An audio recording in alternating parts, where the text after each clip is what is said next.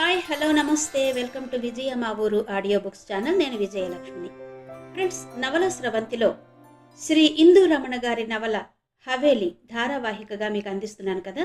మరి ఈరోజు హవేలి నవల ఆడియో 15వ భాగం వినిపించబోతున్నాను. మరి ఆలస్యం చేయకుండా కథలోకి వెళ్ళిపోదాం పదండి. గతాన్ని నెమరు వేసుకుంటూ అంది అమ్మ. 25 ఏళ్ల క్రితం. హోరున గాలి, వర్షం, బంగాళాఖాతంలో వాయుగుండం, ఉత్తరాంధ్ర జిల్లాలను అతలాకుతలం చేస్తున్న వర్షం, తుఫాను హోరు, అర్ధరాత్రి. ఒక ముసలామె బీచ్ ఒడ్డున ఉన్న అనాథ శరణాలయం వెతుక్కుంటూ వచ్చింది. ప్రహారీ గేటు దగ్గర ఎవరూ లేరు. గేటు తీసుకుని చేతుల్లో ఉన్న తాటాకు బుట్ట తడిసిపోకుండా కాపాడుకుంటూ వచ్చి మేనేజర్ గది ముందు కూర్చుంది. అక్కడ పడుకున్న వాచ్మెన్ చూసి అందర్నీ కేకలు పెట్టి లేపాడు. ఏదో అయిందని అందరూ పరుగు పరుగున అంత వర్షంలోనూ మేనేజర్ గది దగ్గరకొచ్చి చేరుకున్నారు.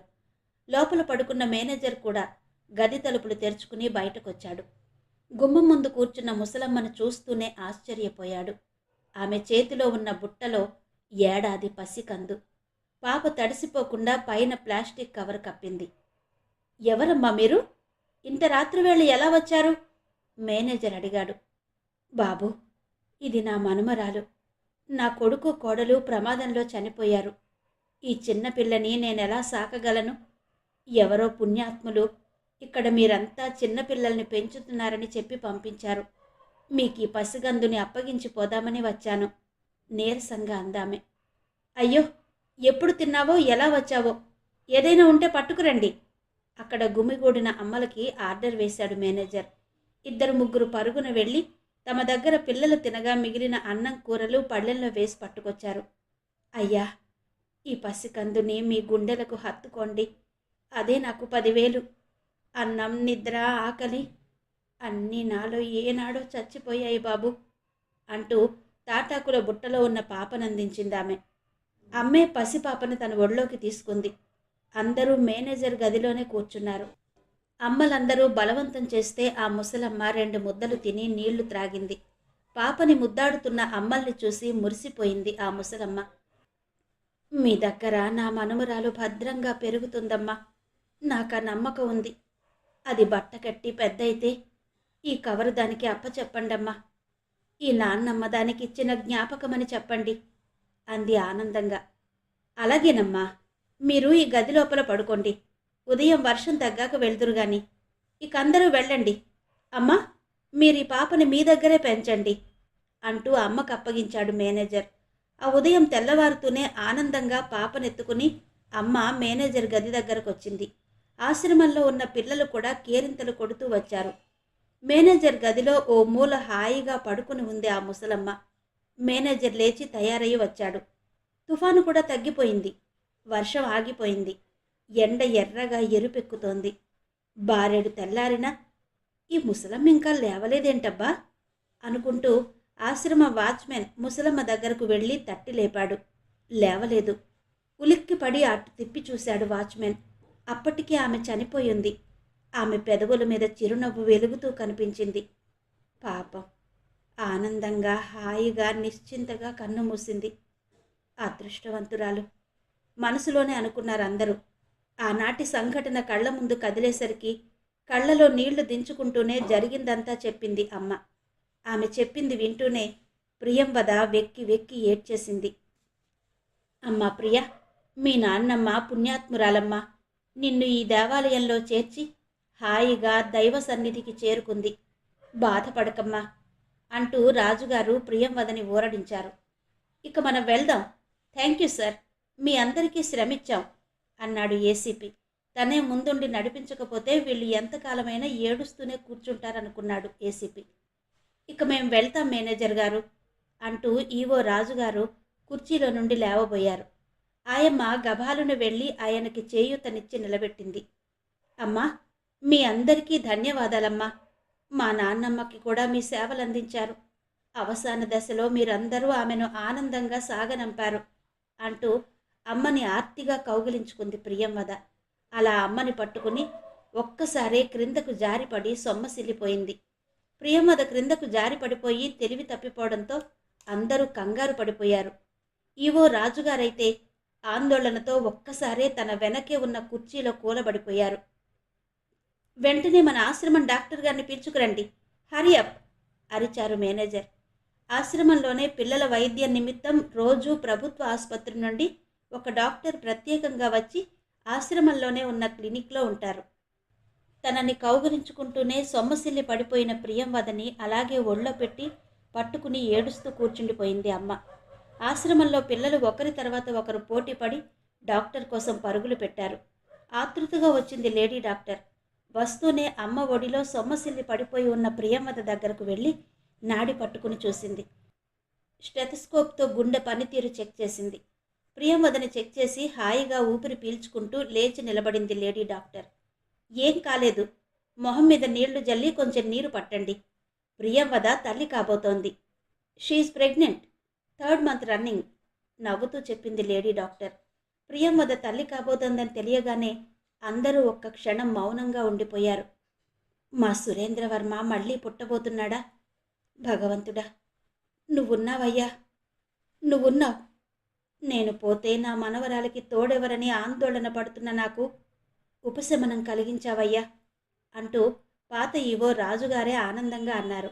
ఆ మాటలకు అందరూ ఒక్కసారే ఇహానికి వచ్చి ఆనందంగా ప్రియంవదని సేదతీర్చి ఆమె కళ్ళు తెరిచి చూడగానే అందరూ ఒక్కసారే కంగ్రాట్స్ ప్రియంవద, కంగ్రాట్స్ అంటూ కోరస్గా చెప్పారు. ప్రియంవద ఆశ్చర్యపోలేదు.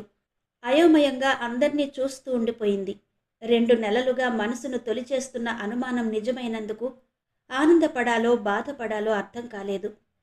సురేంద్రవర్మ వారసుడికి తల్లవుతున్నందుకు ఆనందపడాలో, మనువాడిన మనిషే మరుగై మాయమైపోయినందుకు కుమిలిపోవాలో అర్థం కాలేదామెకు. Police commissioner office. కమిషనర్ చాలా హడావిడిగా ఉన్నారు. అమెరికా నుండి వచ్చిన సీక్రెట్ ఏజెంట్ నాంచారయ్య పంపించిన లేఖ అందింది. అది చదువుతూనే ఆశ్చర్యపోయాడాయన. థ్యాంక్ యూ సార్, నాకు కొంత ఫోర్స్ అవసరం అన్నాడు సిఐ. ఎంతమంది కావాలి? మీ సౌత్ ఏసీపీతో కలిసి ప్లాన్ చేయి. నువ్వేం చేసినా డిపార్ట్మెంట్కి చెడ్డ పేరు రాకుండా చేయి. నన్నిక్కడ ఈ సైబర్ క్రైమ్ వేధించుకు తింటోంది అన్నాడు కమిషనర్. ఆ కేసు ఓ కొలిక్కి వచ్చిందని విన్నాను సార్, నిజమే కదా? ఆనందంగా అన్నాడు సిఐ సత్యారావు. వచ్చినట్టే వచ్చి చేజారిపోయింది. ఆ మోసగాళ్ళిద్దరూ చేజారిపోయారు విచారంగా అన్నాడు కమిషనర్. ఎక్కడికి పోతారు సార్, వాళ్ళిక్కడే ఎక్కడో ఉంటారు అన్నాడు సిఐ సత్యారావు. ఇదిగో వీళ్లే, నీకు వీలైతే వీళ్ళని కనిపెట్టు అంటూ తన దగ్గరున్న సైబర్ క్రైమ్ నేరగాళ్ల ఫోటో ఒకటి తీసిచ్చాడు కమిషనర్. కమిషనర్ ఇచ్చిన ఫోటో చూస్తూనే అదిరిపడ్డాడు సిఐ సత్యారావు. వీళ్ళ? ఆశ్చర్యంగా అన్నాడు సిఐ సత్యారావు. నీకు తెలుసా? ఆశ్చర్యంగా అడిగాడు కమిషనర్. వీళ్ళని నేను చందనపురి దగ్గర సాయినగర్లో చూశాను సార్. నేను చూసుకోకుండా వీళ్ళని బుల్లెట్తో గుద్దేశాను. పాపం వీళ్ళకి బాగా దెబ్బలు తగిలాయి. అయినా హాస్పిటల్కి వెళ్ళక్కర్లేదని వాళ్లే తిరిగి నాకు క్షమాపణ చెప్పి వెళ్ళిపోయారు సార్. ఆ రోజు జరిగిన సంఘటన గుర్తుకు చేసుకుంటూ చెప్పాడు సిఐ సత్యారావు. మై గాడ్, వాళ్ళిక్కడే తిరుగుతుంటే మనం కనిపెట్టలేకపోయాం. బై ఇప్పుడు వాళ్ళు దొరకకుండా పారిపోయారు. మీ ఏసీపీ వెళ్ళాడు, ఒట్టి చేతులతో వస్తున్నాడు.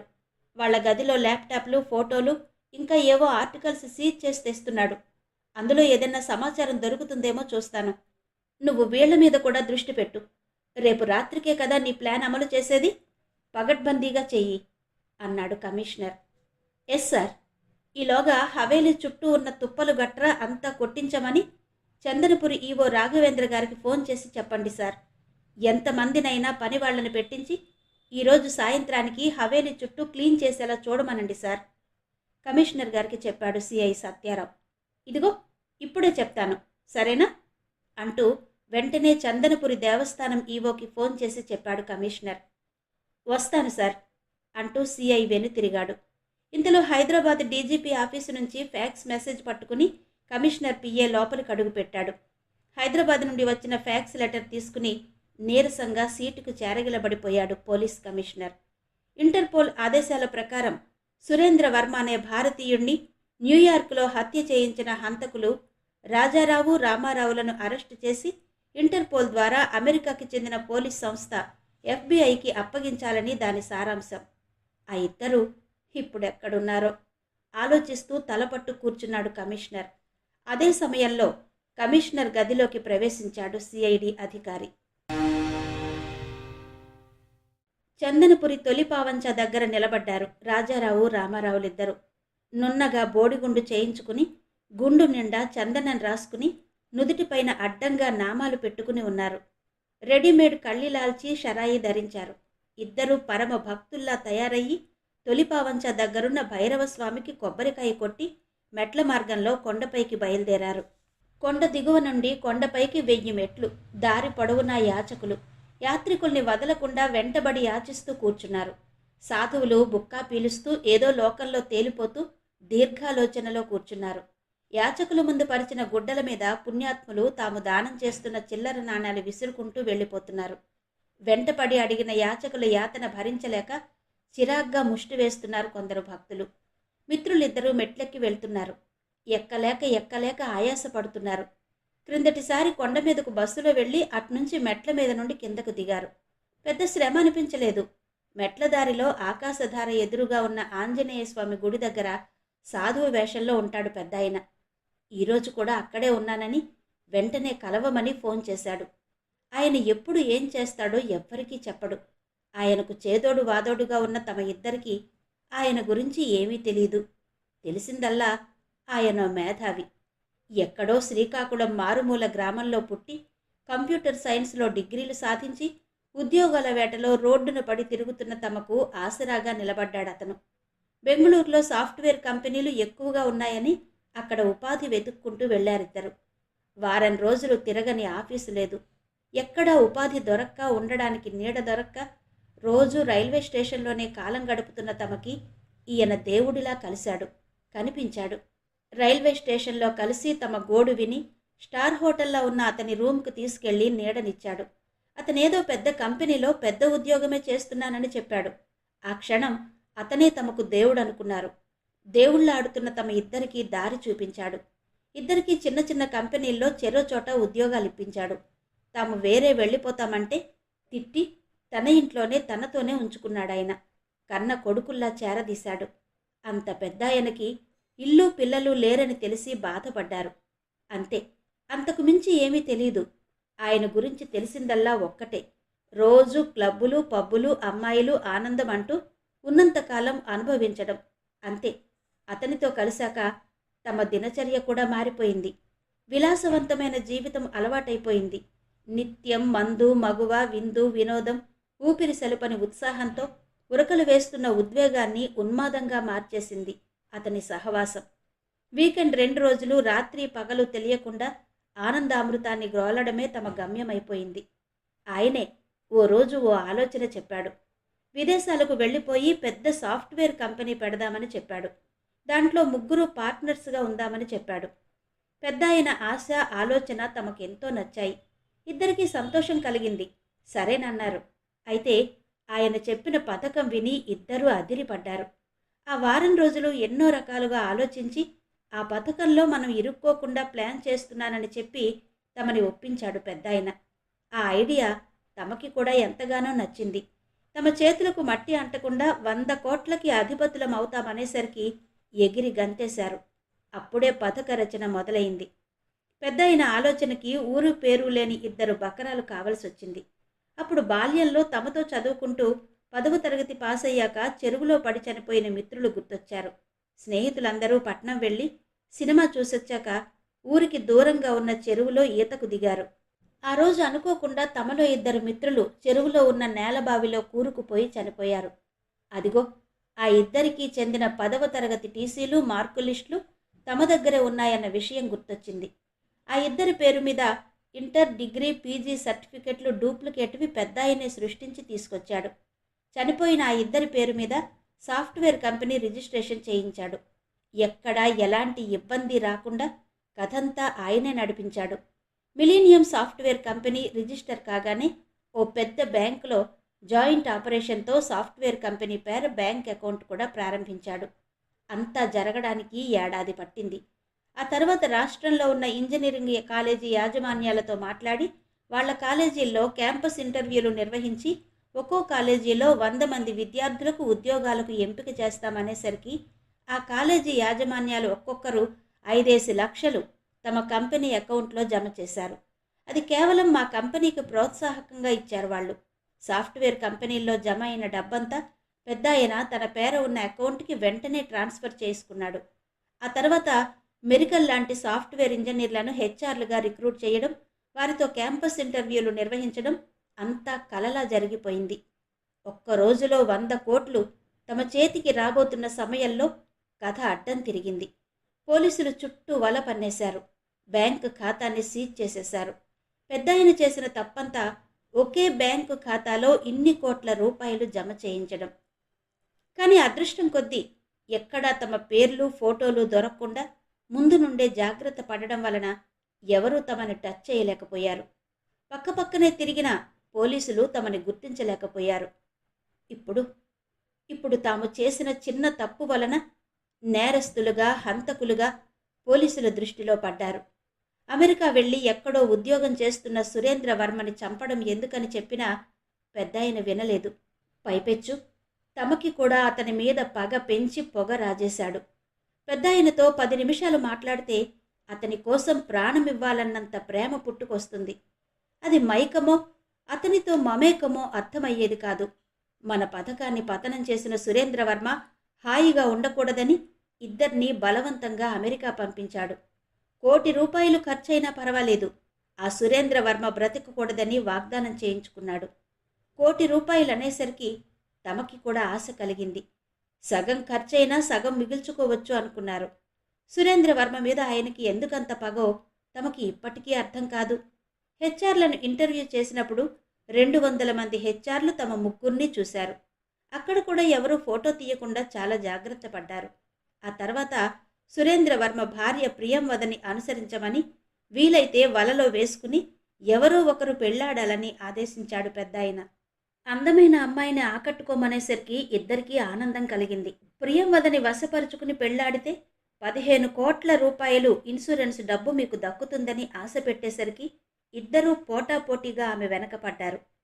సురేంద్రవర్మ పేర 15 కోట్ల రూపాయల ఇన్సూరెన్స్ ఉందన్న విషయం పెద్దాయన చెప్పేసరికి ఆశ్చర్యం కలిగింది. పెద్దాయన ఏ క్షణం ఎక్కడుంటాడో ఏం చేస్తాడో తెలియదు. కానీ విచిత్రంగా సమాచారమంతా ముందుగానే సేకరిస్తాడు. ఇప్పుడు అదంతా ఎదురు తిరిగింది. తమ పథకాలన్నీ ఫలించలేదు సరికదా, ఇప్పుడు ఆ పథకాలే పాములై తమను కాటేయాలని వెంట తరుముతున్నాయి. చివరికి రూపురేఖలు మార్చుకుని ఎవ్వరికీ దొరకకుండా తప్పించుకోవడానికి ఇలా మారువేషంలో కాలంతో పాటు పరుగెట్టాల్సి వస్తోంది. ఇద్దరు మిత్రులు మెట్లెక్కుతున్నారే గాని జరిగిందంతా కళ్ల ముందు కదులుతుంటే నిస్సత్తువగా నీరసించి నీరుగారిపోతున్నారు. భవిష్యత్తు గాఢాంధకారంగా కనిపిస్తుంటే శరీరంలోని నవనాడులు కృంగిపోతున్నాయి. డబ్బు కాసపడి బంగారం లాంటి బ్రతుకులు బుగ్గి చేసుకున్నారు. అగ్గిలో అడుగుపెట్టి బుగ్గి బూడిద అనుకుంటే ఏం లాభం? చేతులు కాలాక ఆకులు పట్టుకోవడం కుదురుతుందా? ఇంత జరిగినా ఇంకా ఏమి సాధిద్దామని పెద్దాయన తపన. ఇప్పటికిప్పుడే ఈ సమయంలో పెద్దాయన ఎందుకు రమ్మన్నట్టు? ఇంకా తమకి ఏం చెప్పాలనుకుంటున్నాడు? ఆయన వయస్సు మీద పడి జీవిత చరమాంకంలో ఉన్నారు. పెళ్ళాం పిల్లలు లేని ఆయన ఏం సాధిద్దామని అనుకుంటున్నాడు? ఇద్దరికీ ఏం పాలుపోవడం లేదు.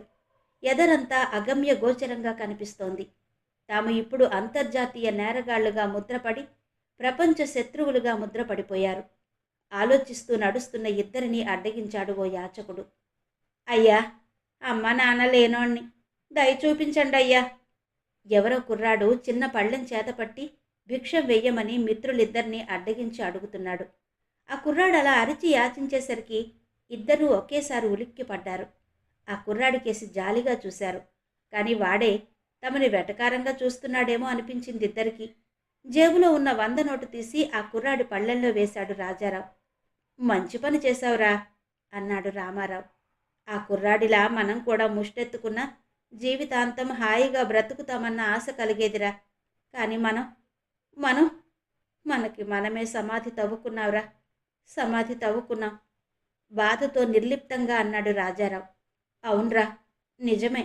రేపు పేపర్లలో మన ఫోటోలు పడి మనం చేసిన నేరాలన్నీ ఏకరువు పెడితే మన ఊర్లో మనం చదువుకున్న స్కూల్లో బంధువులు స్నేహితులు అందరూ ఎంత అసహ్యించుకుంటారో. అమ్మ, నాన్న, అన్న, చెల్లి, తమ్ముడు, అక్క అందరూ, వాళ్ళందరూ మన వలన ఉపాధి పోయి ఉరిపోసుకు చస్తారేమోరా. దాదాపు ఏడుస్తున్నట్టే అన్నాడు రామారావు. చేసుకున్నవాడికి చేసుకున్నంత అన్నారా, అంతే నిరాశగా అంటూ పక్కనే ఉన్న గట్టు మీద కూలబడ్డాడు రాజారావు. అదిగోరా వచ్చేశాం. పైనుంచి పడుతున్న ఆకాశధార శబ్దం వినబడుతోంది. పద, చివరిసారిగా పెద్దాయన్ని కలిసి మన దారి మనం వెతుక్కుందాం. మనకి మనమే పోలీసుల దగ్గరికి వెళ్ళి లొంగిపోదాం. ఒక స్థిర నిశ్చయానికి వచ్చి చెప్పాడు రామారావు. నీ ఇష్టంరా, నువ్వెలా అంటే అలాగే, పద అన్నాడు రాజారావు. ఇద్దరూ ఆకాశధార దగ్గరకు చేరుకున్నారు. ఎత్తైన కొండపై నుండి జలపాతంలా జాలువారుతోంది ఆకాశధార.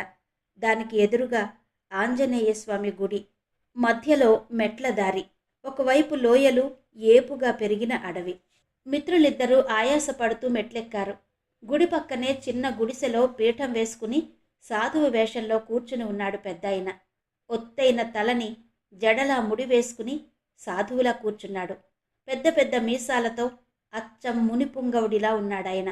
శరీరం నిండా కాషాయ రంగు పంచ చుట్టేసుకుని అప్పుడే హిమాలయాల నుండి వచ్చిన దైవాంశ సంభూతుడిలా ఉన్నాడు. మిత్రులిద్దరినీ చూస్తూనే పీఠం మీద నుండి లేచి త్రిశూలం చేతపట్టి వెలుపలకొచ్చాడాయన. ఒకరిద్దరు భక్తులు మెట్లు దిగుతున్నారు. ఎవరూ వారిని పట్టించుకోవడం లేదు. చేతిలో ఉన్న త్రిశూలం చూస్తే శివుడే దిగువచ్చాడా అన్నట్టున్నాడాయన. రండి, మీ ఇద్దరూ ముందు ఆకాశధారలో మునిగి శుచీభూతులై రండి ఆదేశిస్తూ ఆయన కూడా ఆకాశధార దగ్గరకొచ్చాడు. పెద్దాయన చెప్పినట్టు ఆకాశధారలో మునిగాక తాము చేసిన పాపాలన్నీ పటాపంచలైపోతే చాలనుకున్నారు. ఇక మీతో ఉండమని స్థిరంగా చెప్పాలనే నిర్ణయించుకున్నారిద్దరు. పెద్దాయన చెప్పినట్టే ఆకాశధారలో మునిగి స్నానం చేశారు. పెద్దాయన కూడా వాళ్లతో పోటీపడి ఆకాశధారలో మునిగాడు. ఆకాశధారలో స్నానం చేశాక దాని పక్కనే ఉన్న చీకటి గుహ దగ్గరకు వెళ్ళి మిత్రులిద్దరినీ తన వెనకే రమ్మని సైగ చేశాడాయన. మనిషి దూరేంత రంధ్రం ఉందా గృహకి. లోపలంతా చీకటిగా ఉంది. గృహం ముందు నిలబడి నిదానంగా లోపలకు చూశారిద్దరు. లోపలెక్కడో మినుకు మినుకుమంటూ చిన్న వెలుగు కనిపిస్తోంది. పెద్దాయన గుహలోకి రమ్మంటున్నాడేంటబ్బా అనుకున్నారిద్దరు. కానీ ఇంతవరకు ఆయన ఏం చెబితే అది చేశారు. ఎలా ఆడిస్తే అలా ఆడారు. చివరిసారిగా ఆయన మాట వింటే నష్టమే ఉంది అనుకుంటూ వారిద్దరూ మౌనంగా ఆయన్ని అనుసరించారు.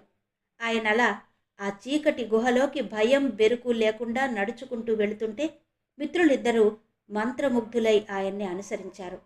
ఎదర చిక్కటి చీకటి, క్రింద రాళ్లు తన్నుకుంటూ నెమ్మదిగా తడుముకుంటూ నడుస్తున్నారిద్దరు. పెద్దాయన మాత్రం కళ్లల్లో కాగడాలున్నట్టు అడుగులో అడుగు వేసుకుంటూ ముందుకు సాగిపోతున్నాడు. కొద్ది దూరంలో ఎర్రగా జ్వలిస్తున్న మంట. మిత్రులిద్దరూ ఆశ్చర్యంగా వెలుగుతున్న మంటకేసి భయంగా చూస్తుండిపోయారు. అమ్మా ప్రియంవద, మీ నానమ్మ నీకో ఉత్తరం రాసింది కదా, అది నేను చూడొచ్చా? కుతూహలం అణుచుకోలేక అడిగేశారు రాజుగారు. అయ్యో, అదెంత మాట తాతయ్య, ఇదిగో తెస్తున్నా అంటూ గదిలోకి వెళ్ళి తన బ్యాగ్లో ఉన్న భువనేశ్వరీదేవి రాసిన ఉత్తరం తెచ్చి రాజుగారికిచ్చింది. ఆత్రంగా ఉత్తరం చూస్తూనే అక్షరాల వెంట కళ్లను పరిగెట్టించారు ఈవో రాజుగారు. చిరంజీవి, చిన్నారి ప్రియంవదకి, ఏడాది పసికందుకి ఈ నాన్నమ్మ ఉత్తరం రాయడమేంటని ఆశ్చర్యపోతున్నావు కదూ. కానీ ప్రియ, నిన్ను కాపాడుకోవాలని ఈ వారం రోజులుగా ఎంత నరకం అనుభవించానో తెలుసా? ఇప్పుడు నువ్వు ఈ ఉత్తరం చదువుతున్నావంటే 25 ఏళ్ల పిల్లగా ఎదిగే ఉంటావు. ఆనాడు నాన్నమ్మ ఎంత బాధపడిందో, ఆ బాధలో ఎంత ఆందోళన చెందిందో నీకు తెలియాలి కదా తల్లి.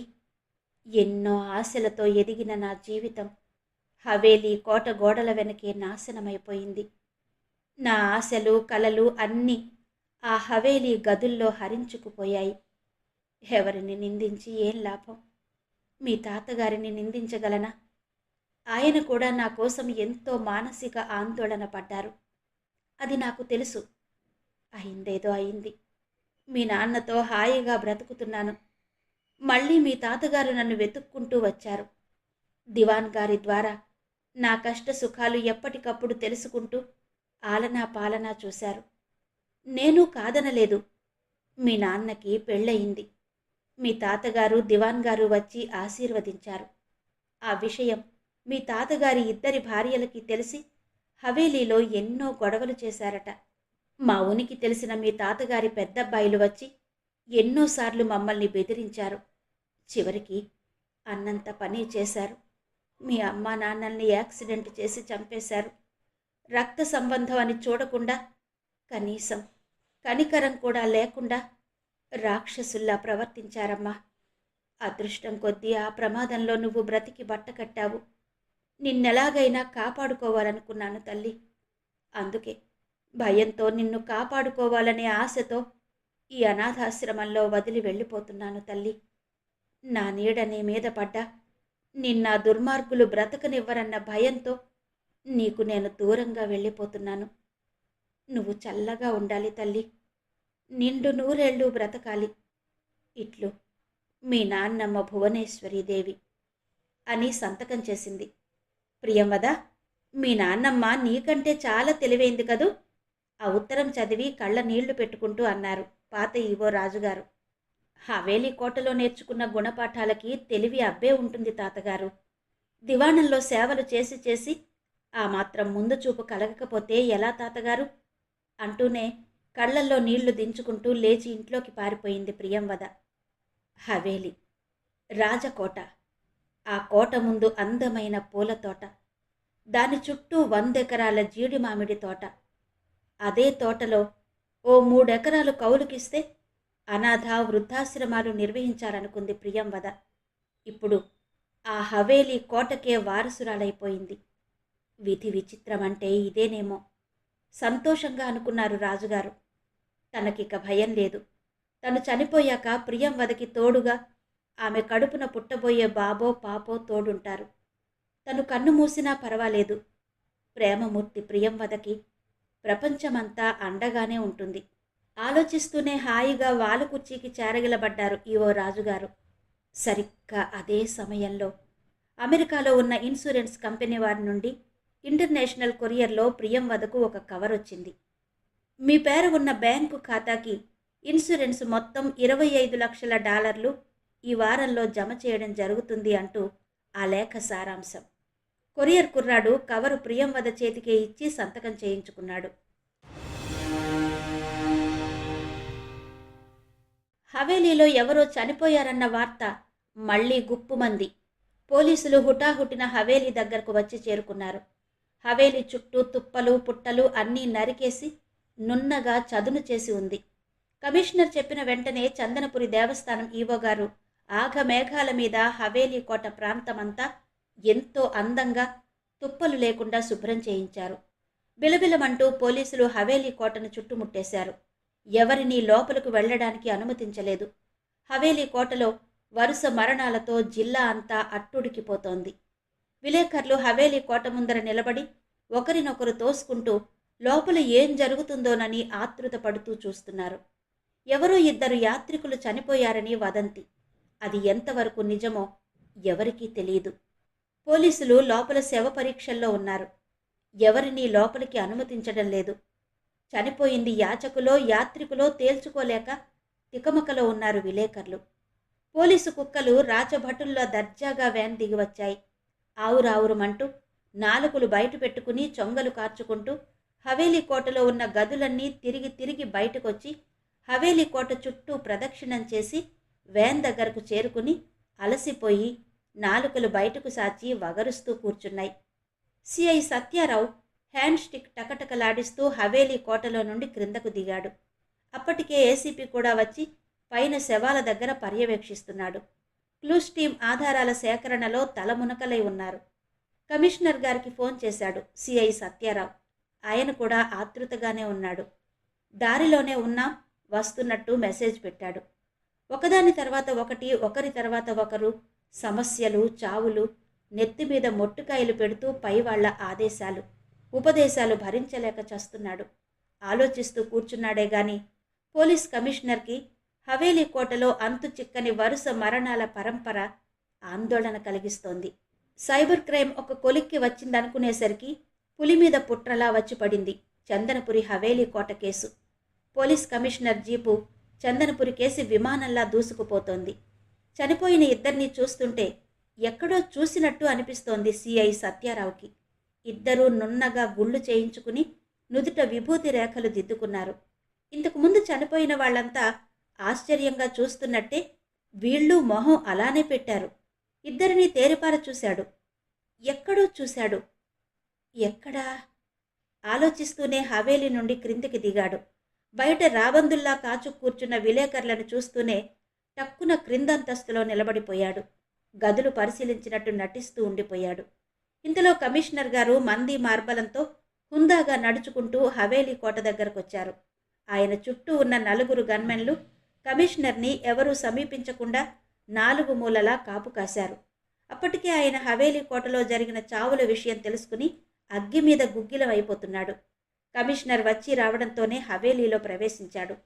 క్రింద భాగంలో సిఐ సత్యారావు చూస్తూనే కోపంగా మొహం చిట్లించాడాయన. What happened? యాత్రికులు ఈ హవేలీలోకి ఎలా వచ్చారు? ఇక్కడ పహారా కాస్తున్న కానిస్టేబుల్స్ ఏం చేస్తున్నారు? ఈ విషయం పత్రికలకి, టీవీ ఛానల్స్ వాళ్ళకి తెలిస్తే ఎంత రాద్ధాంతం చేస్తారో తెలుసా? ఆందోళనగా అన్నాడు కమిషనర్. సార్, వాళ్ళు యాత్రికుల్లా అనిపించడం లేదు. ఆ వేషం వేసుకున్న ఎస్, గుర్తొచ్చింది సార్. వాళ్ళు మనకి బాగా తెలిసిన వాళ్లే. ఆ మొహాలు ఎక్కడో చూశాననిపిస్తోంది. రండి సార్, మీరు చూడండి, తెలుస్తుందేమో ఆలోచిస్తూ అన్నాడు సిఐ సత్యారావు. సిఐ సత్యారావు మాటలు వింటూనే గాబరాగా హవేలీ కోట చెక్కమెట్లు ఎక్కి 2వ అంతస్తుకు చేరుకున్నారు కమిషనర్. కమిషనర్ని చూస్తూనే ఏసీపీ ఎదురెళ్లి సెల్యూట్ చేశాడు. శవాలు 2 వెల్లకిలా పడుకుని ఎవరినో ఆశ్చర్యంగా చూస్తున్నట్టే ఉన్నాయి. శవ పంచనామా కూడా అయిపోవడంతో ఫారెన్సిక్ నిపుణులు, డాగ్ స్క్వాడ్, రెవెన్యూ అధికారులు అందరూ ఎవరి మట్టుకు వారు కిందికి దిగి వెళ్లిపోయారు. సిఐ సత్యారావు నెమ్మదిగా మెట్లెక్కి 2వ అంతస్తు చేరుకున్నాడు. సిఐ గారు, వీళ్ళు యాత్రికుల్లాగానే ఉన్నారు కదా? ఆశ్చర్యంగా అన్నాడు కమిషనర్. ఎస్ సార్, ఒక్క క్షణం అంటూ తన జేబులన్నీ వెతికి బ్యాక్ పాకెట్లో దాచిన సైబర్ క్రైమ్ నేరగాళ్ల ఫోటో బయటకు తీశాడు సిఐ సత్యారావు. సార్, వీళ్ళని చూడండి, ఈ ఫోటోలో ఉన్నవాళ్లలాగా లేరు? ఫోటో చూపిస్తూ అన్నాడు సిఐ సత్యారావు. ఆ ఫోటో చూస్తూనే అదిరిపడ్డాడు కమిషనర్. ఎస్, వాళ్లే.